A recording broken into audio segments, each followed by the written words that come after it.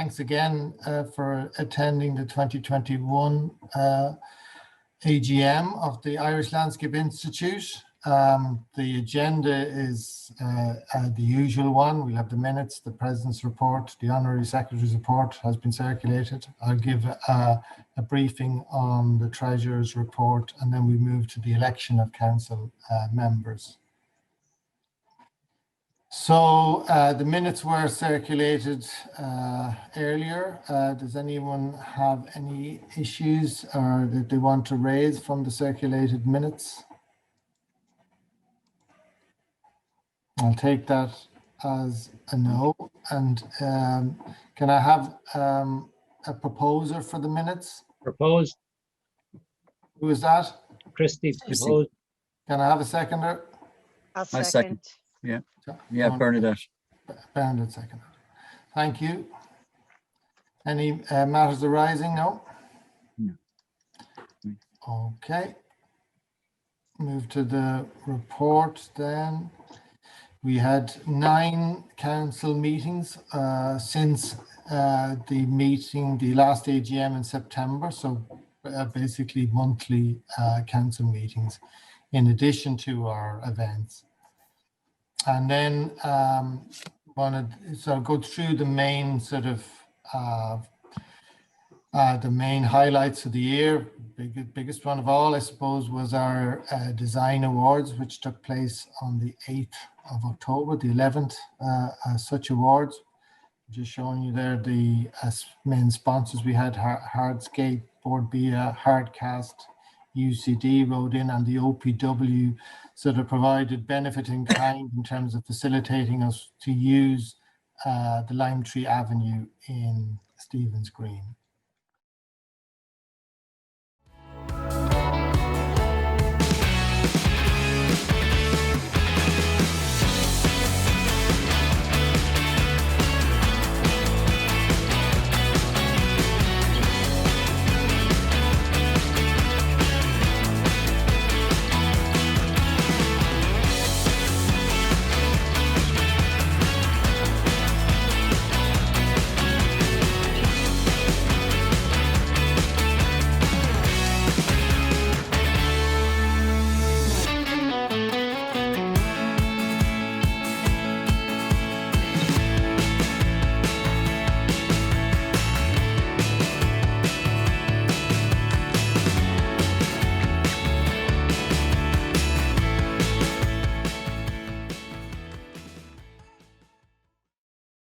No, the reason for showing was just to remind the members of you know, it was the first time we've done anything like that. I think subject to other people correcting me, but I think it was you know, it wasn't Absolutely. cheap, but no. It meant that we had I suppose a presence in a very public location, and kudos to the OPW for being very helpful in facilitating that. It just cleared away all the red tape very quickly and allowed us to use the Lime Tree Avenue there. So I think it was even in the circumstances where with COVID, etc. I think it was a worthwhile initiative, and I think we got a bit of kudos out of it. But it was ideally we would have been able to do more with celebrities and photographs and all the rest, but at least the public got to see in close up what the winning entries were like. So it was useful from that perspective. So then events, we really, I suppose, tried to max out on the webinars, sort of generally speaking, trying to have a different theme per month. And we started back in November with the Hardscape presentation on ethical sourcing. And then we did the Viva Voce and ILI interviews in January. And myself and Tony presented on the National Landscape Strategy in Ireland. So an update on what's not happening with it and what we were trying to do in terms of lobbying the powers that be and the relevant politicians in relation to hopefully restarting it, and that work continues. Then in March, we had sort of a couple of webinars on focusing on climate change with Jim Turney from DCU, and then the joint event with LINI and the UK Landscape Institute on agriculture and climate change from both perspectives, north and south of the border. And that generated, I think, a good amount of discussion and debate among members. And I've been speaking to a good few people about it even since then. Then in April, Dermot Foley presented on small imperfections and grand challenges, landscape architecture at Dermot Foley Landscape Architecture. So we had hoped to have another webinar on design, but it didn't unfortunately happen.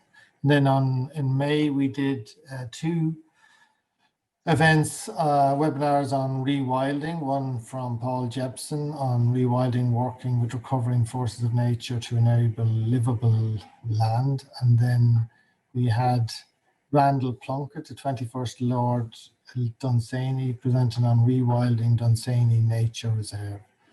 And this month we're focusing on play, and we on the 10th of June we had Urban Playground, How Child-Friendly Planning and Design Can Save Cities by Tim Gill. And then tomorrow we have Lawrence Colleran from South Dublin County Council, who I've worked with in the past, and he's presenting on designing inclusive natural play areas, which we're looking forward to. And just, if it's not in your diary already, please make sure you have it, you're able to attend. So I think Mark is present, Mark Nugent, and just hats off to Mark for his work over this year and previously on the E-Council's, the Institute's e-zines. They've been a great focus for us and a great way for us to, again, project out beyond the membership, but particularly to the membership in relation to events and activities and news, etc. And I'd urge everyone present and to get the message out to support the e-zine and to get material for the e-zine. I think it's a really good initiative. And again, much thanks to Mark for his work on that and other initiatives indeed. So I'll try again to look at the new website. So again, just wanted to showcase all the work that's been done, particularly by Maria Timothea and Anne on the development of the website. And I'm sure other people now that I'm not mentioning have contributed, but it represents us much better than I think the old website, which in fairness was showing its age. And Anne has asked me to emphasize that in short order, we'd be able to use this directly for members to adjust and amend and update their details, their contact details and their practice details. So it'll represent a huge benefit to members, but also in terms of the administration of the Institute. They will be able to use the website much more proactively for that purpose. So just to bear that in mind. And it's I think it's really well set out in terms of functionality and user friendliness. Yeah, well done. We've discovered this is a big demand as well for people to promote jobs, and it's set up very well for that. Then the joining is made very simple through this process. The various categories of membership and how you join and how you do the professional practice exam and apply for that is very well set out. The news function is there. We mentioned already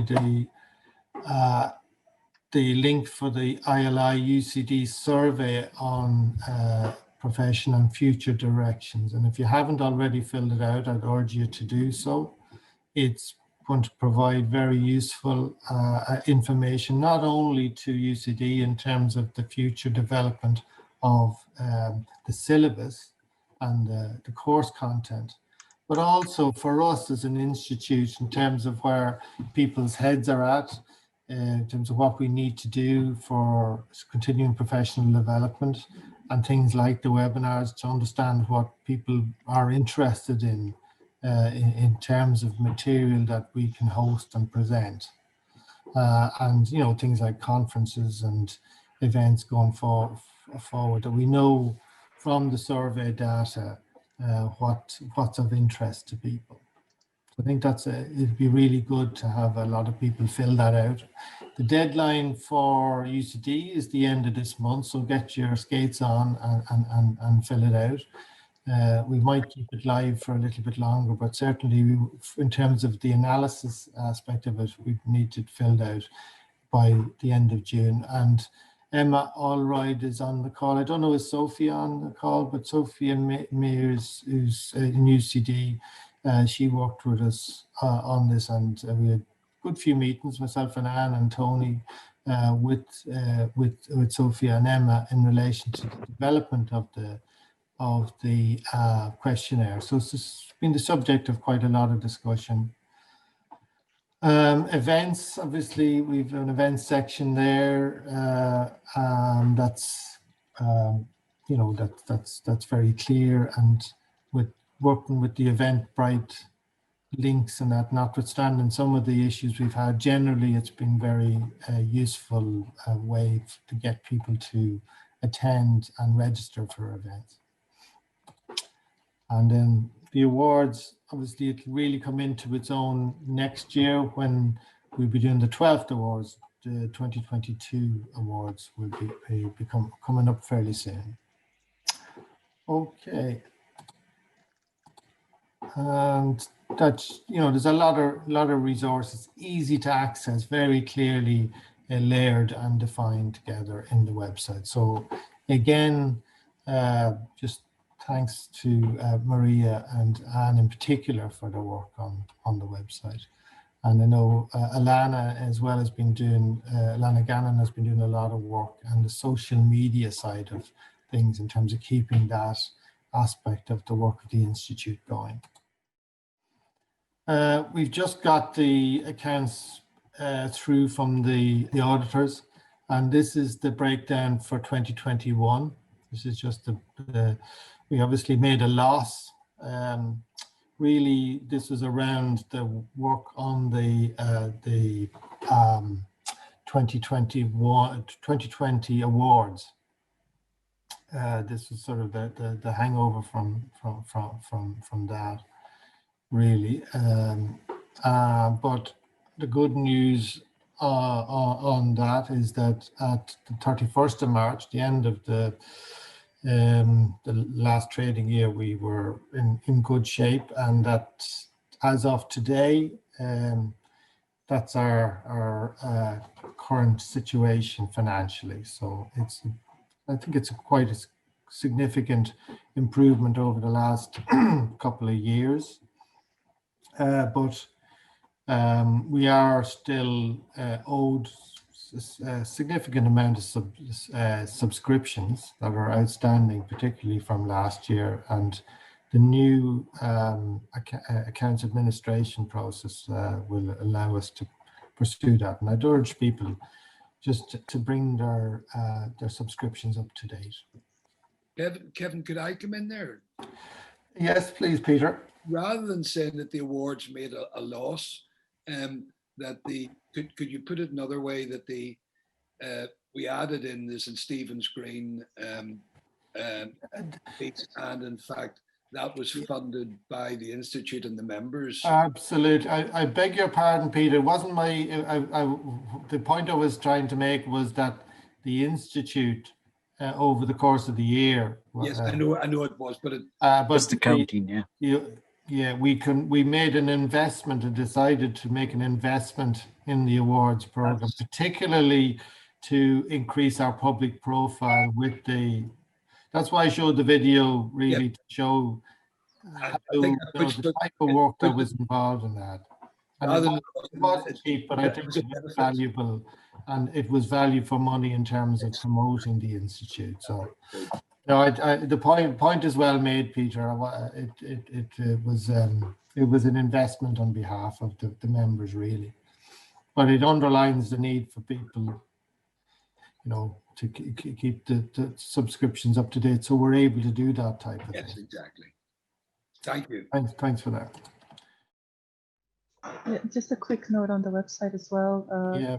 It's still an ongoing process. So if practices want their kind of projects to be showcased in the new website, we're happy to receive images of design process or completed projects, and we'll feature them on the pages of the new website.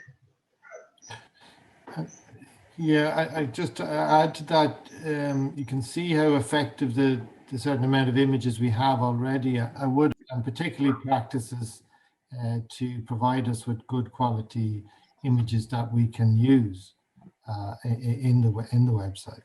And it's first up, best dressed, so we'll be asking people to submit material that we will consider for inclusion. And just on the membership, then we have 206 memberships issued, and the breakdown there between practices and corporate and affiliates, etc. So it's improved year on year over the last couple of years, and that's, we've pursued the professional practice exam process, and we've added a number of practices as well, and significant enough number have joined through Viva Voce, which has been sorted out in terms of a process for joining, and the Parks Professional ILI process as well. And just to give credit as well in terms of the admin support and association management services to Anne Doherty and the team at Happening Conferences Events, who continue to help us develop the professional approach to servicing the needs of the membership. Here, here. And thanks, Anne, for all directly for your support for me in the role. So we still maintain a postal address at Fumbley Exchange, just to be aware of that. I suppose we have a requirement for that. Obviously, our use of the offices has been very limited over the COVID period, but nevertheless, it still is our registered address, just to be aware of that. I suppose upcoming, we have the professional practice exams in October, and we've started the process of, I suppose, tutorials and providing assistance. I think we have 27 applications to date, and I think the closing date for that is coming up. Yeah, 6th of August is the closing date. 6th of August, yeah. But we're in discussions with UCD about the way we'll be able to hold those exams, properly socially distanced in the context of the restrictions around COVID-19. Viva Voce, what we do is we as requests come in, the same as Parks Professionals, as requests, we group them into half days or whatever for interviews. Practice members, we have a strategy to encourage more practice members, and the website will contribute to that, highlighting the value of job advertising and branded imagery on the website.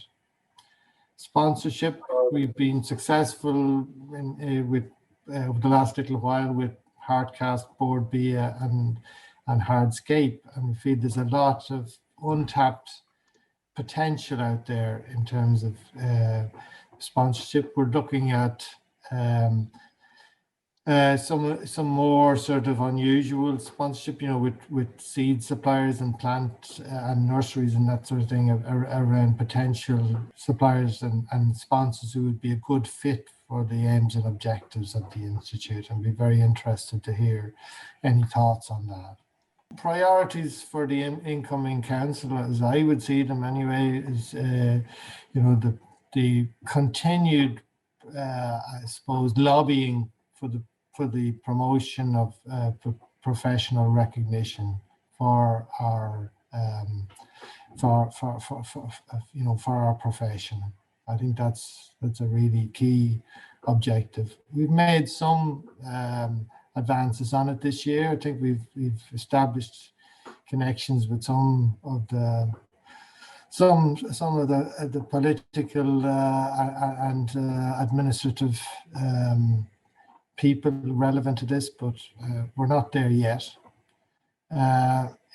Continuing to increase membership. I think it's, we've made a good progress on that, and then continuing the program of events, particularly establishing more accredited CPD activity, or providing more CPD accredited activities.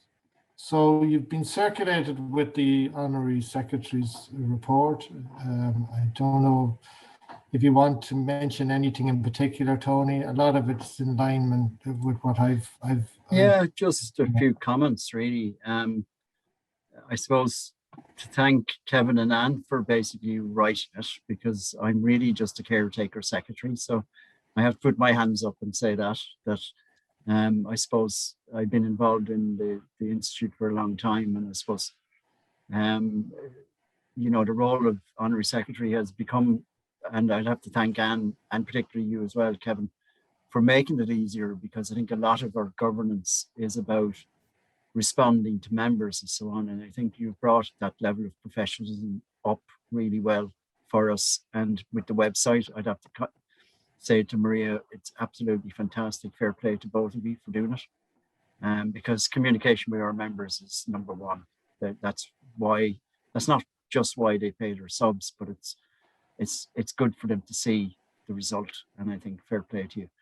I suppose just to comment on some of the what's in the report, as Kevin has said, most of it's covered by him. I think it's interesting to see that the numbers are definitely recovering, and I think that's in large part due to the Viva Voce, which is thanks to Peter and Kevin again, for getting that actually active and getting it moving.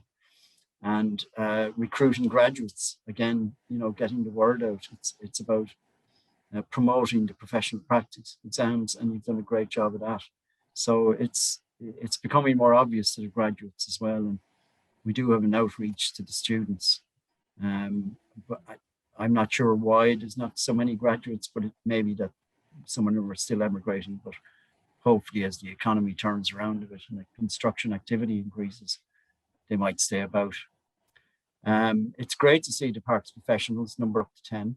I'd like to see many more, and I know, Kevin, you're working with a few of your colleagues and bringing workshops to the parks professionals, because I think that link back to World Urban Parks and IFLA and the multidisciplinary approach is so important. And the more outreach we have, the better. And I think, it's grown slowly at first, but it's definitely gathering pace. And I think as more join, it'll become obvious what the benefits are. In terms of recovering financial arrears and lapsed memberships, we've kept the door open for a long time, and we'll continue to keep it open. There's a time, and I think in one of our statutes we have it after 5 years. All we expect you to do is come back. I'm not sure, we go through it. So if you do know colleagues who have let their membership lapsed, tell them to come back and join us. It would be good to see them again, see old friends. Again, I suppose the big issue is the National Landscape Strategy and the lack of any kind of traction on it. And I think that's partly down to the fact that landscape as a word is very toxic. I think we can change that. We can change that impression of it in terms of what we do, in terms of how we practice landscape architecture, and how we make sure that our outcomes are good and as good as we can make them. So that's really important. We have reminded the Minister responsible, which is Minister for Culture, that the Council of Europe in 2019 had a declaration which Ireland signed, which asks for landscape architects to be recognised.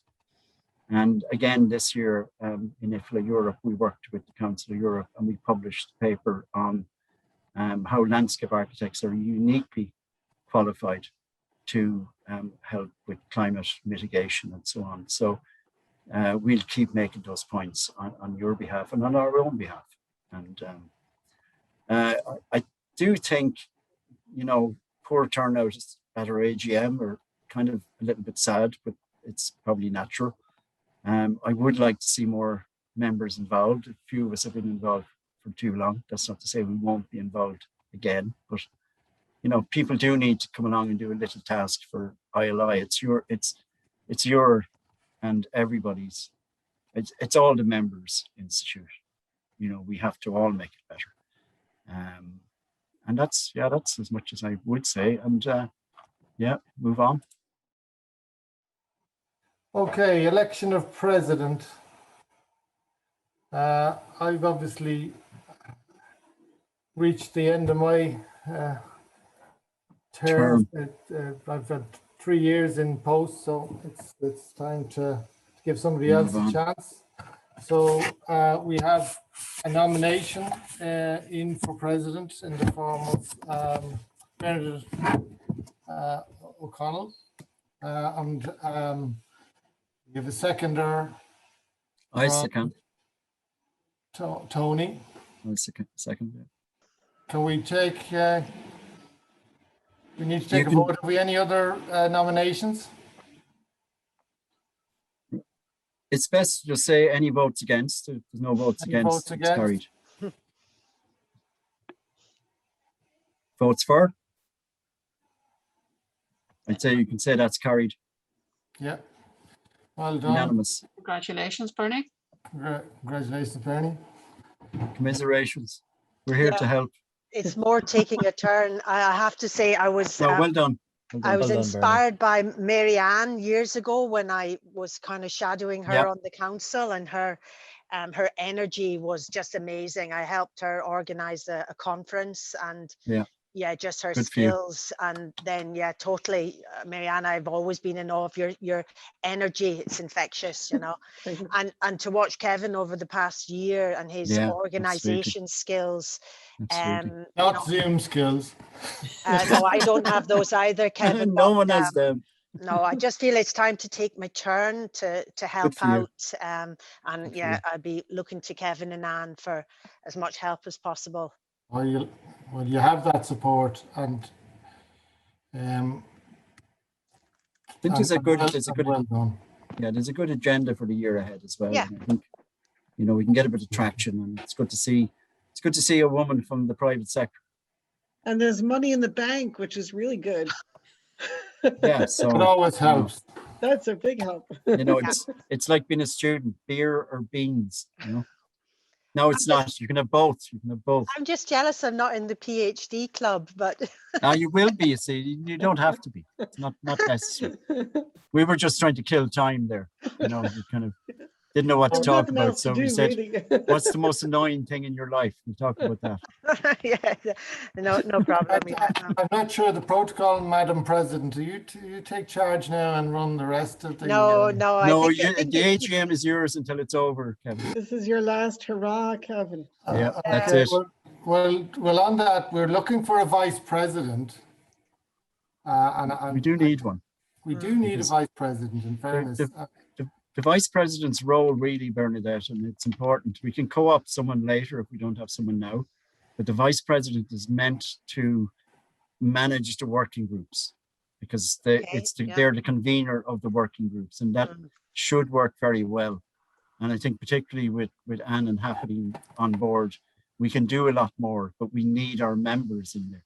So the vice president is probably going to be doing a bit of drumming and bringing people in, I think, as much as helping with other stuff. So we have nominations for the role of vice president. We'll co-op someone then. Yes, I'll do a swoop. I most definitely will. Yeah. We do have to. Kevin, the vice president needs to be yourself. No, that's past No. That's president. past president. But Maybe- it can be He's you, on. so the vice president can be both. Yeah, well, It's not fair on him. No. He's been. I think it's I think it's an No. opportunity for somebody else. It is, yeah. I Good, honestly good try, think that Lucy. I is- was going to try something like that too. But I honestly believe good that, try. that it's an opportunity for somebody. It is, yeah. And we're well set up to provide services to members and for people to get experience in the institute. And I Exactly, do think yeah. it's an opportunity. I honestly do think that. So I don't know, is anybody, willing to put themselves forward, Bert? But I know it's I feel it's a very rewarding thing for people. yeah, it is, yeah. And we are supporting it. So, I mean, none of us are going away. Yeah. I think that's one thing you've done, Kevin, is you've made sure that the structures are there. So it's not as much a pain in the ass as it used to be. As you know, Marianne, it was an awful lot of work to do the executive and the ILI. It's the structure that's there now is much more manageable because we have people doing it. And I think thanks again. And it really, Absolutely. happening. You made a huge difference. So I think a vice president, really, the only thing they will have to do is get the working groups working. And I would say, I've been trying to get the climate change working group going, and hobnail boots wouldn't work because I'm pretty narky, and if I can't get someone going, so you need someone with a bit of diplomatic skills who's going to get a few members around from private and public. And there's a lot of issues out there that we need to be communicating. We're constantly getting. We do need more people we involved. need more people working groups. to go through documents, to comment on things, to be on working groups, and it's exciting work because it means you're at the front of it. It means you're the one that's helping to make policy. So, it's worth doing. We had a policy meeting today on sustainable urban drainage and nature-based solutions with a representative of the department. So that work is out there to be done and experienced. So we'll move on, but we'll move on. But one thing I would say, and sorry, I would Kevin, encourage people to consider that. I think we have to be like the Navy now. We have to wait outside people's homes with the cautious and anyway. And Tony's going to be very pleased. We have news on the honorary secretary because Alana Cannon has agreed to be nominated for the position. Excellent. And Tony has nominated, and I've seconded it. And we want to ask: is there anybody else who'd like to, who would like to be nominated or is interested in the position of honorary secretary? No. So we take that as agreed. And is there anyone against? Everyone for? Yes. Okay, we'll take that as unanimous. Well done, Alana. Well done, Ilana. And to let you know that we're here. I'll be definitely. I'll be calling you, Tony.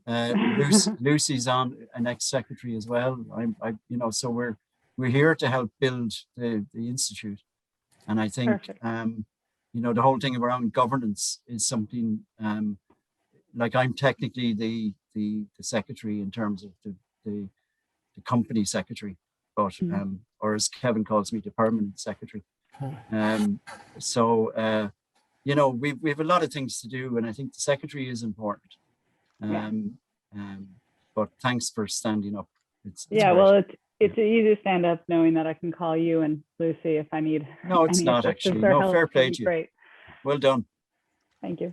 Yeah, thanks again, Alana. And just to say, I didn't provide apologies at the start of the meeting, but one apology we have is from Owen O'Brien. I don't know if we didn't mention any other apologies, Anne. I don't know if you have any to hand, but that was the only one I received. Yeah, Owen O'Brien has apologized, but he has indicated that he's unless somebody else is interested in the position, he's willing to continue on as in the position of honorary treasurer. Great. He said, unless someone else wished to take it on, Kevin, he was quite happy to give it up if there was no one. Exactly right, yeah. I doubt if he's been very helpful in terms of the events program. I want to just record that.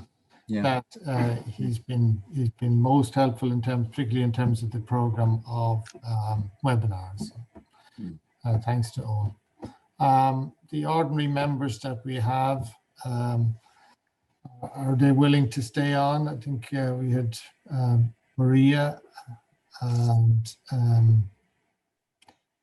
and Emma as well, I think. And Emma, Mark. and Mark. Nugent. Paddy. And Paddy's has joined as well. So That's our 4 ordinary members. Yeah, we have all 4 then. We okay for? We're okay then. You have a proper executive constituted, apart from a vice president, who we're going to find. Yeah. And the student rep, then we need to identify a student rep in consultation with UCD. Okay. That is an important post, actually. We've had people in the past, but I'm not sure if anyone's familiar with ILASA. It's the European Landscape Architectural Student Association. That maybe we should try and stir them up a bit that way, because the student reps go on all sorts of nice trips abroad and everything. So students particularly like to be given incentives. Can I just come in there? Sorry, just to say, student reps is really, really important. Yeah, really to have. important. But we also need, I think, having somebody that can liaise with the staff at UCD. Yes. And Sophia Mears did offer to do Yes, that, she did. which would be great, because I definitely think it helped having somebody kind of in the camp last year. Yeah, it's just she's not a member yet. I have sent the forms to her on 2 occasions, so she hasn't joined yet. All right. That's we hope that'll work out. She's CMNI, isn't she? She's UK member, isn't she? I think she is CMI. Yeah. I think she is. Yeah. Yeah. There's got to be a problem. It would just be a Viva. Just be simple. Anyway. But yes, absolutely. Thanks for that. Just before we move on, as I say, I'm happy to continue to assist as immediate past president. But before we move on from the elections, I just want to record my thanks and appreciation to Peter Hutchinson in relation to all his work over the last number of years on the council. He's been a steadfast member and has attended very numerous council meetings and participated and contributed consistently over the period I've been involved on the council for the last 5 years. And his work, particularly on the awards program, on some of the work in relation to IFLA, has been a really outstanding. I just want to miss the opportunity as I pass on from being a president of recognizing his work and his advice and his standing in the Landscape Institute and industry is very significant. I just want to pay my personal commendation to him for his work with the Institute. So just to say thank you, Peter, for all your support and all your hard work for the Institute over the last number of years. Can I just add one thing? And it's something that I think Bernadette and Alana will be interested in, and it's something the Vice President will need to do. But normally in an IFLA association, there's three vice presidents or 3 chairs at global level and regional level. And they're at professional practice, education, and communications. And it's important for the ILI, and Peter knows this as the IFLA delegate, and I've been the IFLA delegate, that communication needs to be very directed. Now, I can direct stuff back because I'm involved in various working groups, but there is a need for a professional practice committee in the ILI, an education committee or working group, whatever you want to call them, and a communications. And that somehow in the coming year, we'll have to look at how we can get those 3 kind of functions. Now, sometimes they can overlap, but those functions are key. And if you look at the IFLA website, you'll see that it breaks everything down into those sort of work streams. And that's been kind of, particularly at the moment, because IFLA has been reorganized at certain levels, those 3 work streams are key. So we might talk about that in our first council meeting. And as I said, the vice president will be someone who is important because they're meant to marshal the working groups, you know, so ideally and in theory. Okay, and do we have a date for our next council meeting? I think it's in 7th of July. Yeah. So in terms of any other business, does anyone want to make any comments or suggestions or ask any questions in relation to the Institute or its work over the last year? Peter, you're muted at the moment. Just a couple of comments. Oh, sorry, go ahead, Peter. Right, sorry. I was just going to say, could we add to the thank yous to Mark for doing the Pechacucha for the 2020 GM of the IFLA Europe.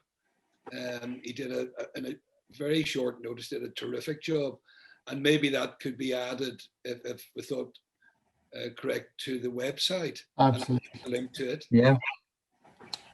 And they're all on the IFLA website anyway, and IFLA Europe. Right, but just our own website. Yeah, on our own, there should be a link. Yeah.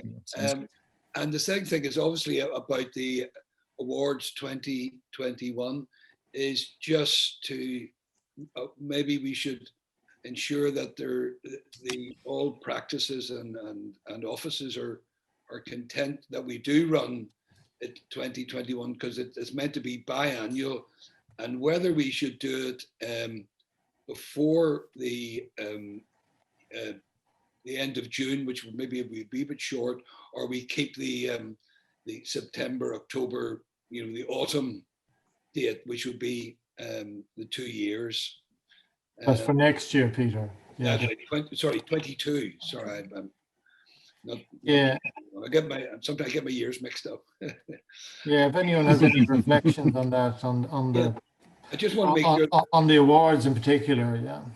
Yeah, because we really will. It won't be that long before we'll start to think about actually having to make calls for entries.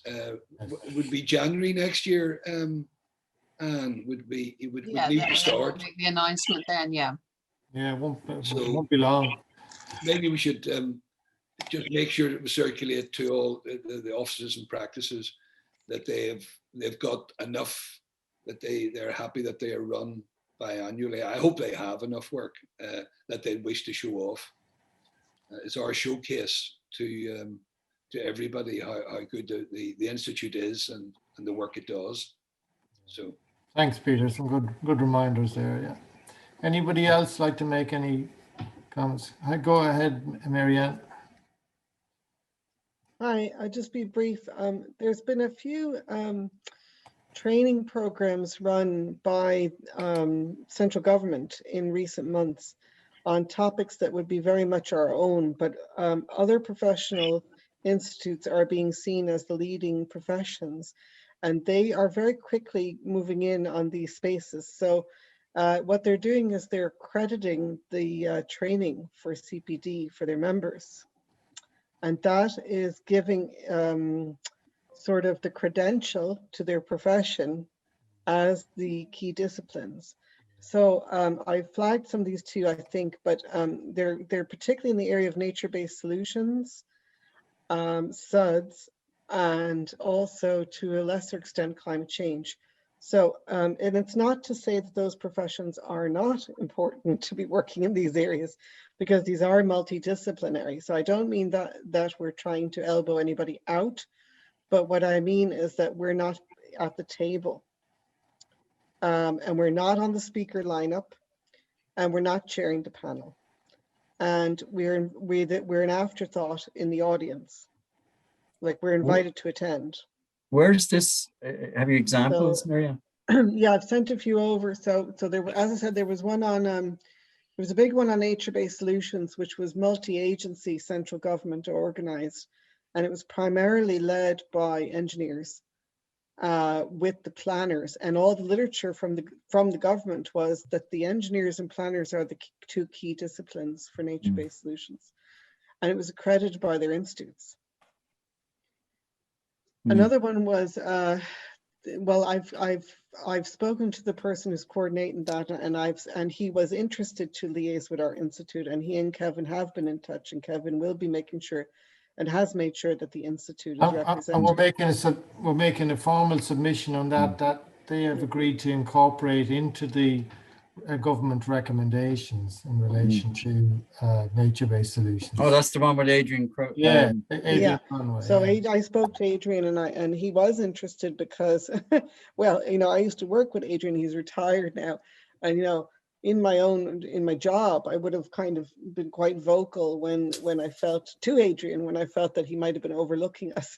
Let's put it that way. So, so we are invited to that. It's not that we're not necessarily, by the way, invited or deliberately excluded, but if we're not in the dialogue, we might be overlooked. Is more absolutely. You could get almost paranoid and say they're deliberately overlooking us, and there might be certain. There are some personalities, but I don't think that's really the case. Not. You'd always hope that isn't the case. Yeah, and I do think that that sort of presence is very important in the public discourse and the public mind, and I do think our awards are useful from that perspective. But first of all, it enables us to attend. Strategic approach as well in terms of the being seen as vital to these processes. Yeah, absolutely. And I do think we are, that we are getting some traction in that regard. But it enables our members to actually get the time at work to attend these as well. Because our members need that training, and their managers may not perceive it that way and may say, oh, well, you're not a key discipline, sure, your institute are not accrediting this training. So by accrediting the training or by being involved, the institute enables people to attend and develop their skills. But also there will be probably new positions coming on stream from what I'm hearing. And there's different titles being bandied about, but some of these could actually be landscape architects if we were perceived as competent to do the type of tasks that they're talking about, particularly with green infrastructure. Absolutely. Yeah. So, that's why the Council of Europe wrote in, and that's why we've said to the Minister, you need to, there's a lot of documents from Council of Europe saying landscape architects are the discipline. So we need to wake them up. We know that. Yeah. So I suppose. And it includes the other institutes, includes the engineers, includes the architects, includes the planners, because everyone's at the moment is kind of elbowing each other out of this kind of the new Green Deal idea. That's the opposite of green infrastructure planning. Yeah, it's the opposite. So we'll see. We are aware of those conversations, and I think, Marianne, it's really important that any of the members that come across anything like that send it straight on to us, because and it is okay to elbow in if necessary, because we are sometimes participation. So we're a small cohort in a very big pond. Well, it's just there's a lot of renewed focus on some of these areas, and there's going to definitely be new funding and new jobs out of it. So it's just very important that we're there at the inception to frame that. Kevin, could that be part of the reason that we're not like the engineers and planners and architects? We're not fully recognised by the state. That's the whole point, and the focus we've had over the last number of months with lobbying the relevant ministers. Part of the problem is that it's not just one minister, but at the same time, I was involved in a webinar last week with Pippa Hackett from the Green Party, and I think we they're speaking our language in a lot of fronts, but we need to get face-to-face meetings with some of the relevant ministers, and it's proven more difficult than I had hoped. But I think it will happen. You know, we've got commitments that it will happen. It hasn't happened yet. So we need to make that breakthrough. This is why we need our members' involvement. Yes. Yeah. You know, Tony, I think that's a good thing, is that we'll report it back to you, or even give the sort of like the sort of stories that we get the whole time. What I'm finding is that they're using us to break down doors from. That's the other side of it. It's the only time. And I'm going to Kevin, and Kevin knows it. And I have to be honest with Kevin. I said, listen, Kevin, I'll be very honest with you here. This is what they're trying to do. And we're trying to work it out, because at the end of the day, they're saying, oh, the development won't go ahead. This won't, bum, bum, bum. And they all throw it on top of our shoulders. And it's something that, to be honest with you, I shouldn't be saying it, or you get browned off with it. And it's the only time when you try and sneak in stuff. And it's the only opportunity I get is then when they're stuck in a corner. And even then they don't go the full expanse of what we should be doing. It's always pulled back. And I can talk to Marianne about other stuff there we're doing up in Clongriffin and stuff, where it's actually the local authority have done it, but it's an engineer led, and they exclude completely the landscape. And we're picking up the problems, and they're just trying to bat us off the whole time, you know. Disagreed, go away. Yeah. No, until they need us. You need the public and private sector working together through the institute, you know, as members of the institute. Could I just to respond to that really quickly, suggest for Dublin, and it's not to totally put a Dublin perspective, but for Dublin, the 4 Dublins are doing their development plan reviews at the moment, and I'm working on the chapter as usual. So what the institute, yeah, I know. So the institute needs, I mean, we can't wear the 2 hats, but what we need is the institute, without getting too nitty gritty, you could do a kind of position on certain issues, and you could submit that consistently to the various local authorities. So you're not going to get too stuck into local issues or be too oriented towards particular planning matters, but a general position on some of these issues to emphasize how the planning process should be done from our point of view. It's objectives. It's open space and green infrastructure related objectives that, you know, can be strongly promoted by the institute. I think that's entirely well. All development plan standards for every county should have a clause in it. Ours does, about the need to have qualified landscape architect submitting the plans. Stuff like that, we can all agree that, and I think we would send it to every local authority when they're looking for submissions. That's our chance. And we just keep hammering at that one by one each county till we get it in. Well, one thing myself and Paddy Malone are doing was we're preparing Paddy's doing a lot of it now, preparing a promotional piece for going round to different local authorities, promoting the work of the institute.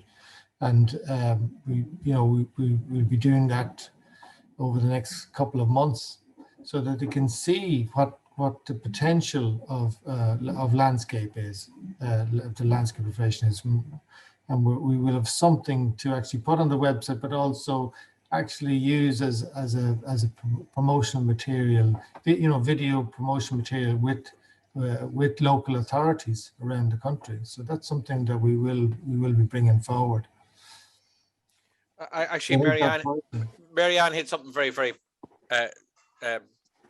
very strong, is that when it's in the plan, when it's compliant, when it's in planning, is when I can pick up the stick. It's the only time when I can pick up the stick and I can start hitting all around me, you know. When it's the policy, when it's policy, and also I've just got something off Carmel O'Grady there. Fantastic. This is our policy for Kildare, and she's writing it out there. Fair play to her about boundaries. Now I could go back to them and say, listen, lads, I can't put in that crappy thing. I have to put in this, you know. So it's great, and having a very strong standards are important. Yeah, exactly. Standards and policies are essential. And Marianne's right. The institute should be leading on that in terms of lobbying local authorities. Well, Kevin, what you and I are writing, we can copy that into something perhaps to maybe if there is a committee or if there's people on the council who want to actually, it might be a slight conflict. I won't be making a submission on behalf of the institute. No. But I'm happy to kind of pull the tasty bits out and say, look, like we have a policy on the National Landscape Strategy and the development plan from the last time. We're retaining that. Every county should have that. Yeah. Thanks, folks. So we've gone through any other business, I think, unless somebody else has something pressing they want to raise. Just a point of order, really. Peter, you're still on the council, are you? Yes, yeah. That's fine. Yeah, that's your member. It's just grand. And you're still the affiliate delegate. You realise that? Yeah. Okay, grand. Okay, thanks for raising that, Tony. That was very useful. No, that's fine. So we have 5 ordinary members. There's no other ordinary members, is there? Or anybody who wants to be? Pregnant silence. Good point, Tony. Okay, listen. We need a vice president. That's it. We do need a vice president. It's not too onerous. You do get to kind of lord it over people a little bit. So if you're that way minded, or if you want to be very inclusive, you can decide on which way you want to be. But we do need someone who's going to kind of marshal people into, we've a lot of little tasks to do, as Marianne was just pointing out. That takes time, and you need to put together 2 or 3 people. That's all it is. And very often 2 or 3 people can do an awful lot of work if they're got the right sort of attitude about it. And mostly it's get people to do what they want to do. Don't ask people to do what they don't want to do, So I think the vice president is something we're going to have to look very carefully at, and then trying to set up our governance around that. Yeah, that's it. I want to go and have my tea. How's anyone else? Or my dinner? I'm going to go practice Zoom, juggling screens now. Zoom, juggling screens, and do whatever it is, juggle whatever else. It was very. I was watching you in the rocking chair, Kevin. It was, wasn't it? Yeah. Yeah, it was on the porch. It looked kind of surreal, actually. It looked like he was in trouble. I was transfixed by it, as everybody else was. Gobsmacked, maybe. Okay, well, I'm glad you had your entertainment. You did, yeah. No, thanks for that, Kevin. Free entertainment. So we'll catch up soon again, folks, and thanks for attending. It was, relatively speaking, quite a good attendance. No, it wasn't bad, yeah. We'll try and beat it next year. 23, pretty good. Yeah, no, 16, won't be as constrained 19, by COVID. And keep well to everyone, and thanks for all. Take care, folks. Well done, Kevin. See you soon again. Thanks, well done, Kevin. Yeah. Thanks, Kevin. Talk to you. Thanks. Come on. Bye. Thanks, all. Thanks, Kevin. Bye.